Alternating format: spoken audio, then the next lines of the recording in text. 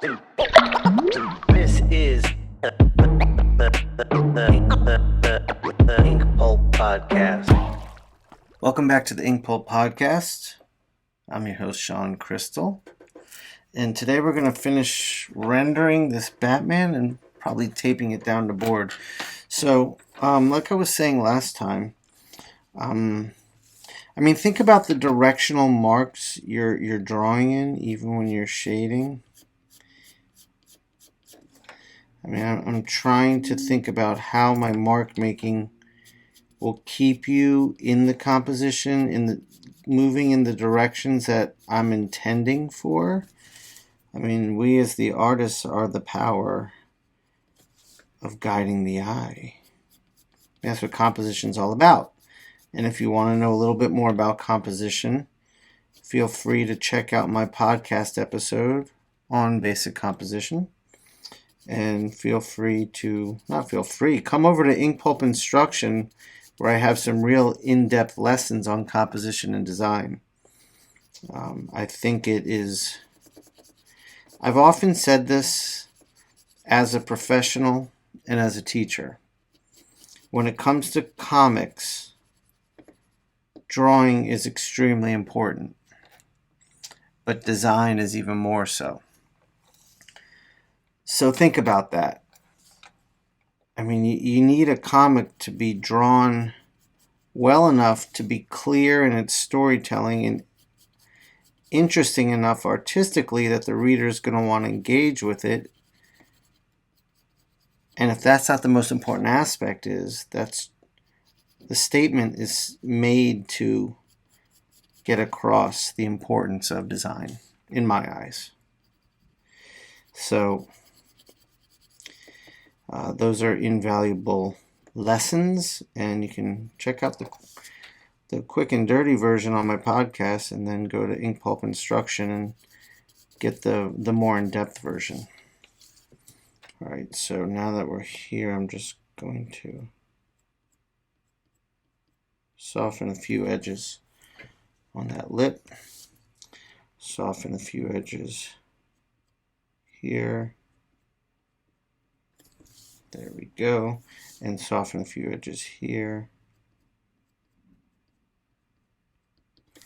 Like so. And soften a few edges here. And I am again thinking about the direction of moving the eye into the composition that way with the marks I'm making. So now as I come down to here, I want to kind of pull them more through the composition, so I'm going to be rendering more in that directional space. As I get down towards the bottom of the composition here, I don't want your eye lingering there.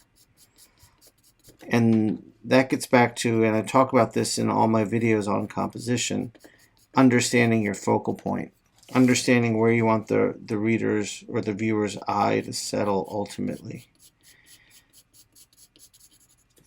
And you're going to see me, after I get this one area kind of blocked in, we're going to then go in and push our darks so that the areas where I really want the viewer to settle start becoming more apparent. Because right now, with the way the rendering is and the mark making, it's just like, hey, look at this as a whole. And I think that's one of the things that really separates really professional level work from more amateur level work is understanding that. How am I controlling your eye as you look at this? And there are plenty of professionals who have amateur skills. So it doesn't mean, when I say professionals, that this is someone who is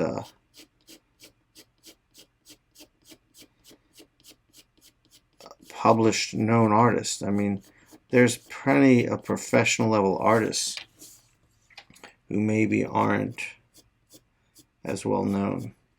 And what I'm doing here is, again, remember, this area I do not want the reader's eye settling in. So I am not going to make an area of high contrast in here. But this area is going to be dark, and within that dark I want you to see subtle shifts of value. but I don't want the contrast high enough that it says, hey, this is where I want your eye to settle. So this little technique I'm doing, rendering into, let me sharpen this area and not rendering it out in full, is something to watch as I'm doing this, and I'll explain more and more as I go through it. So what I'm doing here is I'm bringing some interest to the rendering in this area, but it's going to all be in the shadow area of the composition, so you will not settle on it ultimately. And it will be there to be seen, but not command your attention. And this is very much coming from the school of Frazetta. So with that in mind, I'm going to keep building my darks. Now as I'm getting more into closer to the area I want you to settle, which is in here, I'm going to be raising the stakes quite a bit. But let's first come in here.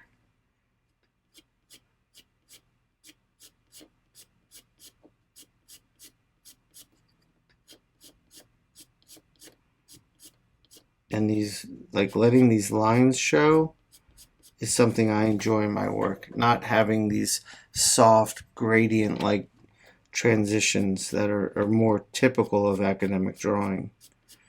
I mean, I love that when I see it done well. I do. I just, in my work, I don't know. I think I'm just more graphic-minded than that. It's the pop artist, the urban-inspired artist in me, the cartoonist in me. I just like having these marks show. So I'm just coming into here, and you can see I'm starting to build some darks. So let me demonstrate. So in this directional mark making, I'm going to build some more darks into it.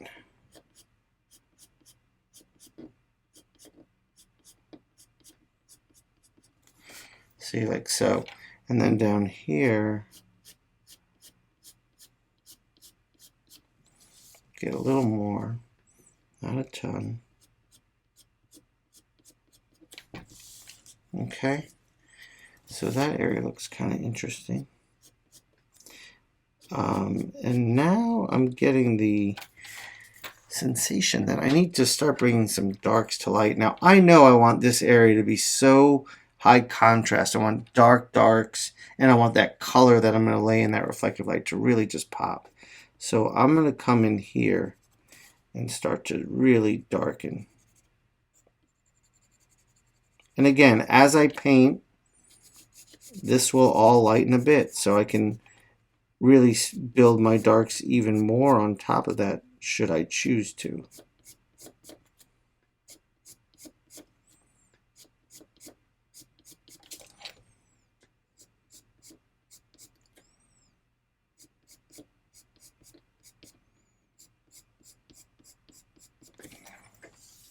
See what I'm saying?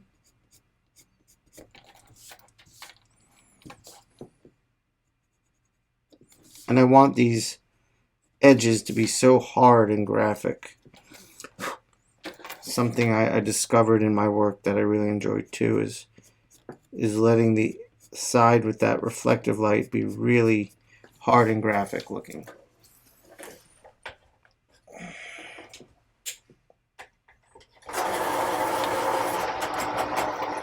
So please excuse my sharpening.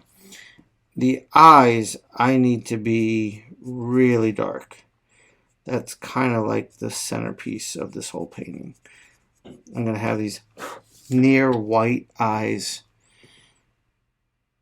surrounded by these dark darks and color pops, so that they will definitely be the centerpiece of the show.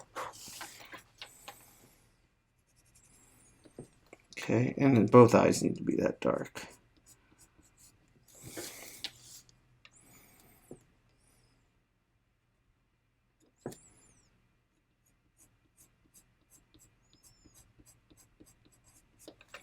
And this illustration board being so thick, it has a little bit of a give to it.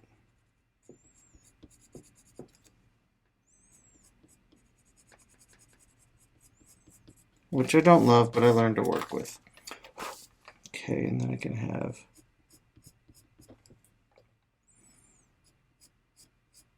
I want to subtly bring some darker stuff over to here, but not have it compete with what's going on the other side. This is where I'm using a little bit more of a softer transition.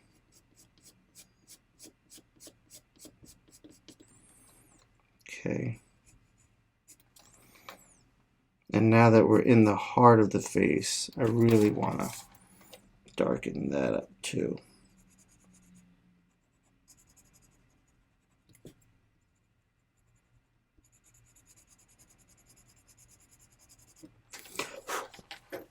So you can see we're getting some darks there, which is great. Okay. Let me sharpen again. I mean, it's just essential that you really have a sharp tip to do this stuff. Not to worry, we're almost done. And here I can have some darks in there, but watch what I can do. I can continue this directional rendering with a darker mark in here that lightens as we move outward. Nice. But on this side, remember, we want the darky, darky, darky, darky, darks.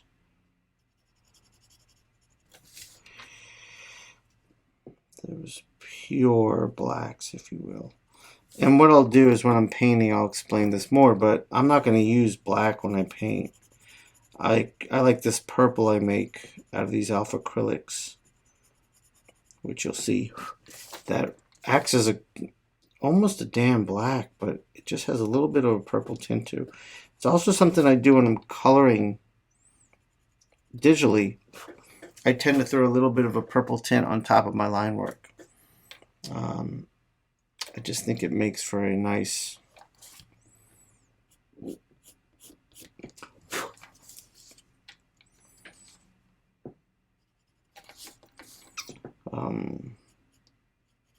look.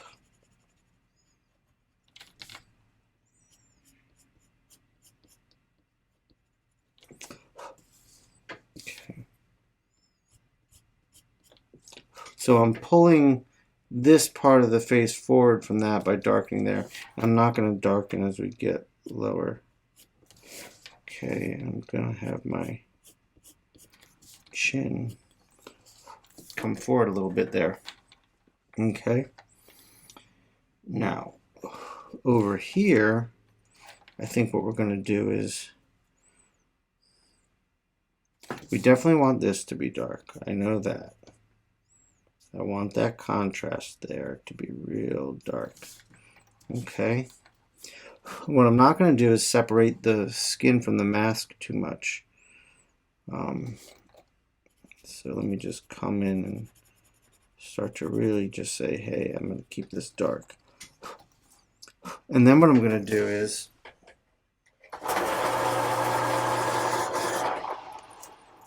we're going to pull this out a little more with that directional rendering again. And I'll blend it in too. So it's not so doesn't jump out from the black as like you want to have a transitional phase from that black to those feather marks. So I will do that for sure. And I'll do that just by working the base of those feather marks so they seem to transition from the dark out. And this may seem like, well, isn't all that just going to get lost when you paint? Some of it will, some of it won't. it's better to just kind of try to keep it or make it how it'll look good now, and then whatever comes through in the end will be a gift, and whatever doesn't won't be a problem. That's all I'm saying.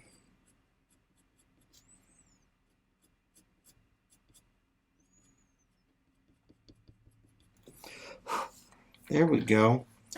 All right, we're pretty close to being done. I think I just want to add a little more value over in here.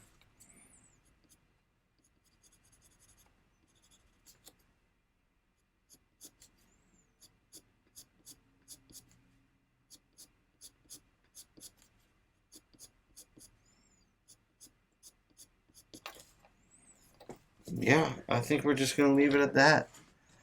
So, that's the INKPULP podcast for today. Check out the link in my comments right below, inkpulpinstruction.com. Come over there and get a video. It's going to help you tremendously in your artistic development, I promise. Peace.